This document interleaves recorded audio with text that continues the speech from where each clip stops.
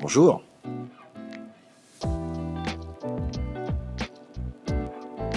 Waouh, Alexis, entrepreneur, père, originaire de Marie-Galante, professeur d'économie à la Sorbonne et boss d'Omax Books, la maison d'édition. C'est déjà pas mal.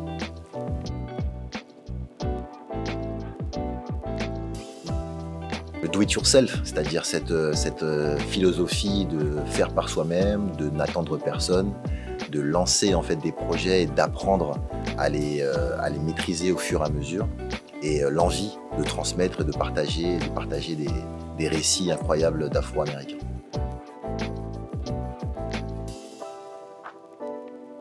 J'ai travaillé dans la mode, j'ai travaillé dans l'événementiel, j'ai travaillé dans la communication, et maintenant je travaille dans l'édition, mais j'ai toujours gardé un lien avec la culture. Les livres d'Issa Rae, qui est une grande réalisatrice, productrice de films et de séries qu'on regarde, Rick Ross, 50 Cent que je ne présente pas, Taraji P. Henson qui a joué dans Empire, tout ça, ça fait partie de la culture en réalité. Donc j'ai pas été très loin, même si c'est un nouveau domaine.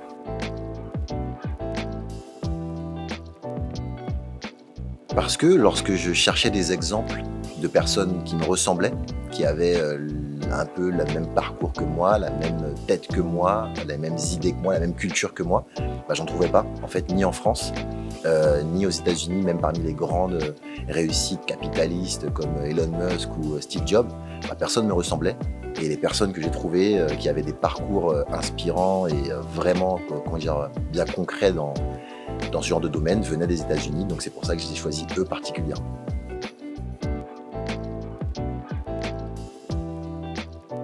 Issa Rae, parce que son livre s'appelle Les mésaventures d'une meuf noire maladroite, et je trouve que c'est très symbolique de commencer par ce livre-là. Issa Rae en plus a un lien parce qu'elle est d'origine sénégalaise, donc elle parle français, donc ça rassemblait vraiment tout, voilà, le lien entre l'Afrique, la francophonie, les États-Unis, le fait qu'elle soit multitâche un peu comme moi, qu'elle soit réalisatrice, entrepreneur, qu'elle entreprenne dans les restaurants, dans l'alcool, dans le cinéma, dans la cosmétique. Voilà, elle fait ce dont elle a envie. Donc je me suis reconnu en elle et on a voulu commencer par elle et c'est devenu un peu la marraine de Max Books.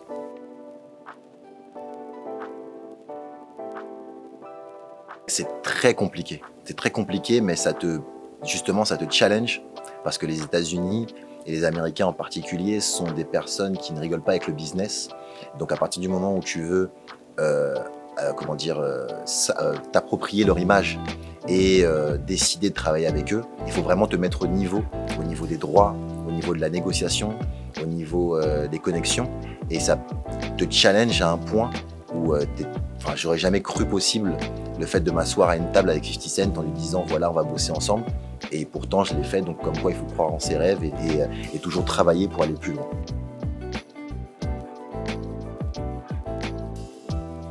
Eh ben, crois-le ou pas, mais pour choisir les livres, c'est assez simple, je les lis.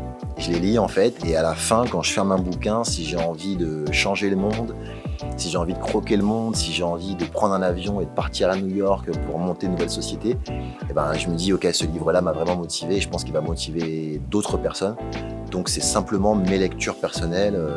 Common, c'est un bouquin, par exemple, où il parle énormément de sa fille, de son rapport qu'il a entre la passion qu'il a pour sa musique et le fait d'élever sa fille en même temps.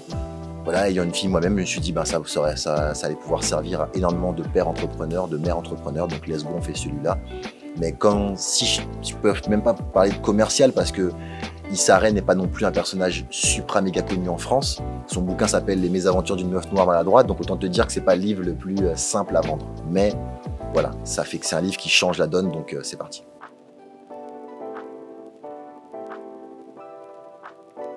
Indépendant, je reprécise, à tous les niveaux. C'est-à-dire qu'on gère les droits, on traduit les bouquins nous-mêmes, on édite et fabriquons les bouquins nous-mêmes avec notre imprimeur et on les distribue nous-mêmes. Donc vraiment, toute la chaîne de production est assurée par l'équipe d'Omax Books. Et ben justement, c'est à la base une difficulté, mais ça nous permet aujourd'hui de maîtriser toutes les étapes et tout le cheminement pour sortir un bouquin. Donc au départ, les 2-3 premiers bouquins, ça a été de longues heures, beaucoup d'erreurs, beaucoup de corrections, beaucoup d'essais. Et aujourd'hui, comme on a appris à maîtriser toute la chaîne de production, au final, c'est assez facile. et parce qu'on a pris le temps d'apprendre. Et ça, c'est vraiment très important, prendre le temps de faire étape par étape et de progresser progressivement.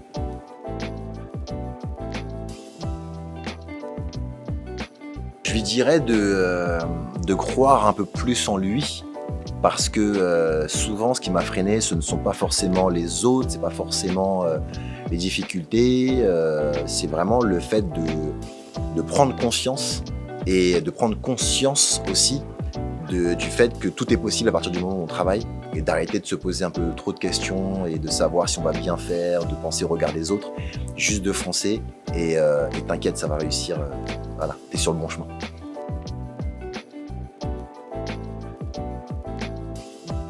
Pour moi, il y a deux entrepreneurs. Il y a deux types d'entrepreneurs. Il y a les entrepreneurs parce que notre communauté, c'est un peu particulier, avec toute notre histoire particulière qu'on a, autant au niveau des Antilles, autant au niveau des États-Unis, des Noirs américains, autant au niveau des Noirs africains.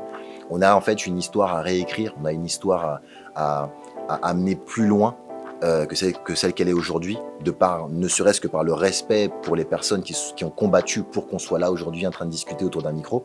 Et je pense qu'on ne peut pas entreprendre nous-mêmes sans en fait donner l'exemple et sans prendre conscience qu'on a un rôle de respect par rapport aux anciens et un rôle de transmission par rapport aux futurs.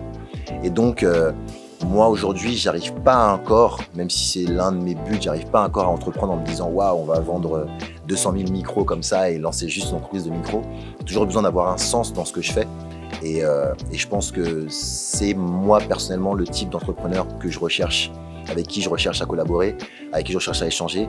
C'est des entrepreneurs qui ont vraiment ce sens de la transmission et du sens dans ce qu'ils font. Et après, les autres entrepreneurs qui réussissent à faire des millions avec n'importe quoi, tant mieux pour eux, hein, mais j'aimerais en être un aussi. Mais j'ai encore 2-3 choses avec du sens encore à faire.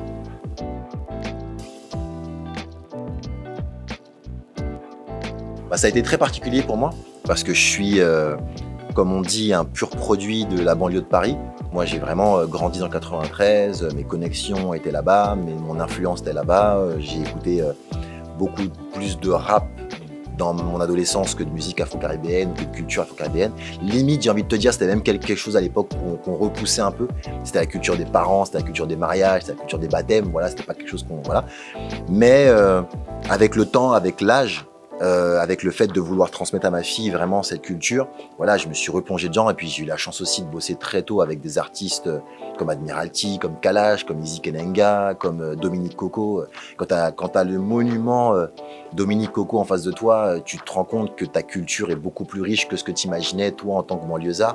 On a eu la chance aussi de collaborer sur le Stade de France avec de Kassav et Admiralty. Donc à partir de là, tu te rends compte que ouais, tu as quelque chose qui se passe et puis ça te rattache un peu à tout ça.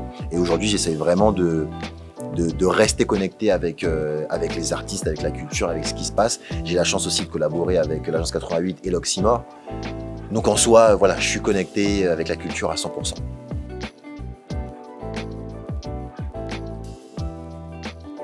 Ah non, pas du tout, et c'est une chance. C'est une chance que les publics soient différents.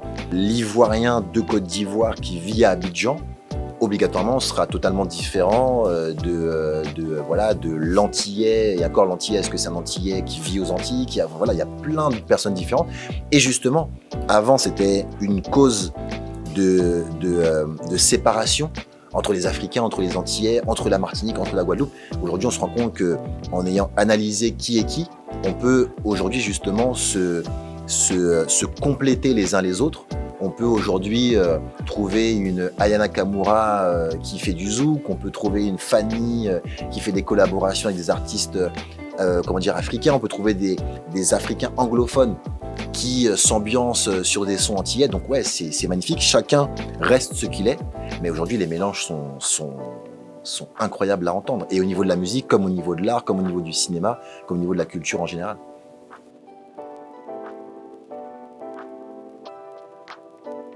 C'est ce que je fais déjà, c'est même pas ce à quoi je pense, c'est ce que je fais déjà. Lorsque je rencontre Common à New York, au Jazz Café, dans une salle mythique où il fait un concert, et que je lui explique que moi, antillais, originaire de Marie-Galante, j'ai pris son bouquin écrit en anglais, que j'ai traduit en français et que je l'ai distribué en Côte d'Ivoire pendant le Salon international du livre à Abidjan. Common étant quelqu'un qui est très très lié à l'afrocentrisme, il se rend compte du parcours que j'ai pu faire à son livre. Et ouais, le pont, il est incroyable. C'est d'ailleurs pour ça que j'ai écrit un bouquin pour expliquer un peu tout ça, pour expliquer un peu comment j'ai créé un pont entre les auteurs afro-américains et 300 millions de francophones. Parce qu'aujourd'hui, la francophonie, c'est le Canada, c'est les Antilles, c'est l'Afrique francophone, c'est la France, c'est la Belgique, c'est vraiment le monde entier. Et ouais, le pont, j'ai déjà même commencé à le construire.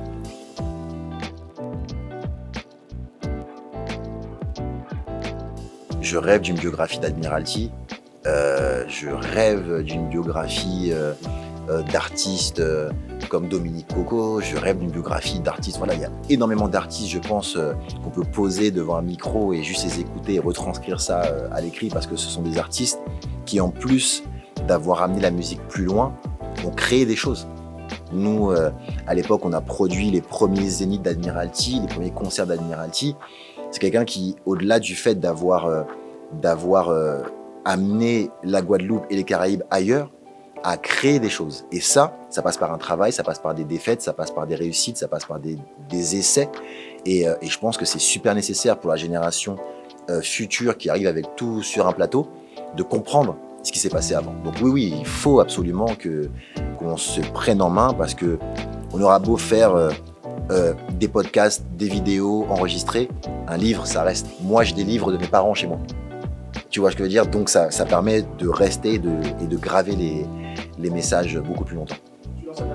Je lance un appel à tous les artistes qui veulent vraiment et qui ont ce parcours-là et qui ont en fait ce mérite de devoir avoir un bouquin. Et je pense qu'il faut commencer par Admiral, parce que c'est un lien en plus entre différentes générations. Tu te rends compte, dans son bouquin, il pourrait y avoir des collaborations avec Kassav, et en même temps, il peut parler de ses fils. C'est quelqu'un qui a tellement traversé des générations que son bouquin est obligatoire. Jessica Admiral, on vous attend.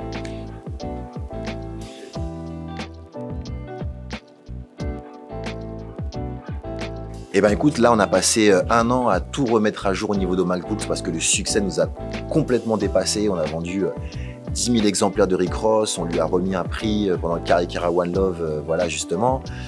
On est presque à 10 000 exemplaires pour 50 Cent, on l'a rencontré, j'ai rencontré Common, et donc on a dû tout remettre à jour pour pouvoir aller beaucoup plus loin. Et là, on peut déjà annoncer les prochains bouquins qui arrivent. On a celui de Nipsey Hussle, de Gucci Mane, de DJ Khaled, du bouquin de la mère de Kanye West, qui a écrit un bouquin sur comment elle a élevé ce personnage un peu controversé. Donc on a énormément de choses qui arrivent la saison prochaine.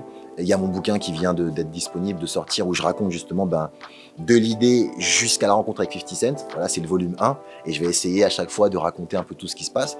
Donc oui, il y a énormément d'actualités, donc foncez sur omaxbooks.com pour avoir vraiment toutes les infos au sujet de ce qu'on fait.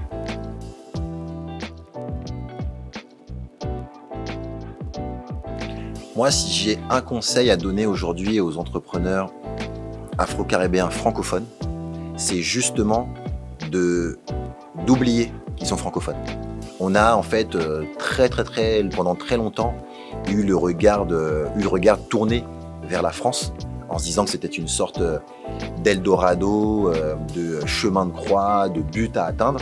Sauf qu'en fait, pas très loin de nous, il y a énormément d'Afro-Américains avec des budgets colossaux, avec une manière de miser sur des business qui est totalement différente des investisseurs franco-français.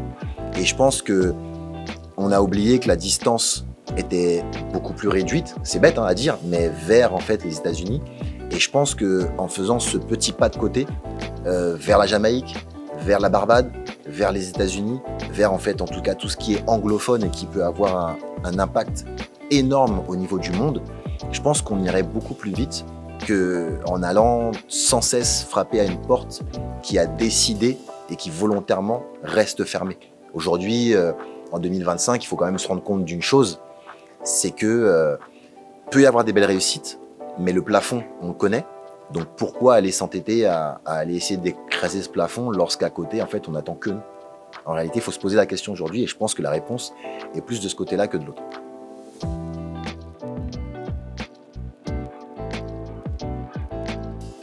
Écoute, vacances, c'est un grand mot.